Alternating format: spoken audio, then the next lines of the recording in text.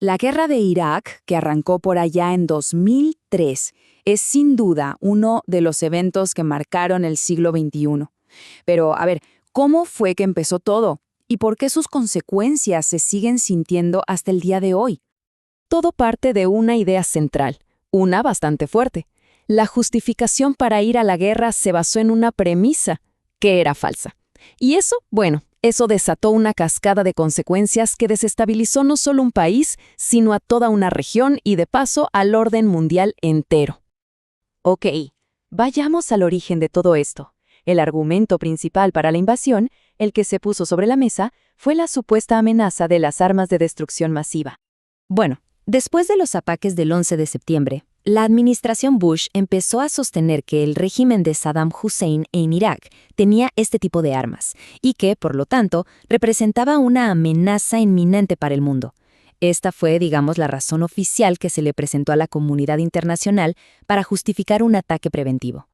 Y para sostener esa afirmación, claro, se presentó todo un conjunto de supuestas pruebas. Se habló de análisis de inteligencia, de informes de aliados como el Reino Unido, de testimonios de iraquíes que habían escapado del régimen. Incluso se mencionaron documentos que sugerían que Irak estaba tratando de comprar uranio en África. ¿Pero qué pasó? Pues que todo el pilar de esa justificación se vino abajo. Las investigaciones que se hicieron después demostraron que las fuentes no eran para nada confiables, que la inteligencia se había mal interpretado o exagerado y que había una presión política muy fuerte para que los análisis, llegaran a la conclusión que ya se quería de antemano. Y aquí viene el gran contraste. Mientras los políticos armaban su caso para la guerra, los inspectores de las Naciones Unidas estaban ahí, en Irak, buscando las famosas armas. ¿Y qué decían sus informes? Una y otra vez. No hay pruebas claras de un programa activo de armas de destrucción masiva. Pero estas conclusiones simplemente fueron ignoradas. Y así fue como, con la justificación ya plantada, comenzó la invasión. La consecuencia inmediata, la primera y más grande ficha de dominó en caer, fue el colapso rapidísimo del Estado iraquí. Desde el punto de vista militar, la campaña fue increíblemente rápida. En cuestión de semanas, la capital, Bagdad, ya había caído y el régimen de Saddam Hussein se había desmoronado por completo. Para finales de ese año, el mismo Saddam ya había sido capturado. Y aquí viene el dato que lo cambia todo.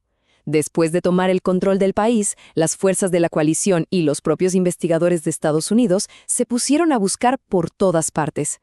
¿El resultado? Cero, ni un solo rastro de armas de destrucción masiva. Esto confirmó lo que muchos ya sospechaban. La premisa central de la guerra era falsa. Pero la cosa no terminó con la ausencia de armas. El verdadero problema, el catalizador del caos, fueron las decisiones que se tomaron justo después. Primero, disolvieron el partido gobernante, borrando de un solo golpe toda la administración del país. Segundo, desmantelaron por completo el ejército. Imagínense, 400.000 soldados entrenados, de repente, en la calle, sin trabajo, sintiéndose humillados. El resultado, un vacío de poder y de seguridad gigantesco. Y es justo de ese caos, de esos exsoldados llenos de resentimiento, que nació la insurgencia que años después se conocería como ISIS. Ahora, veamos cómo esta implosión en Irak no se quedó ahí. Generó ondas de choque que se sintieron por toda la región y mucho más allá. Miren, en geopolítica es así. Si quitas una pieza clave, todo el tablero cambia. El Irak de Saddam, con todo y su brutalidad, funcionaba como un contrapeso sunita al poder chiita de Irán.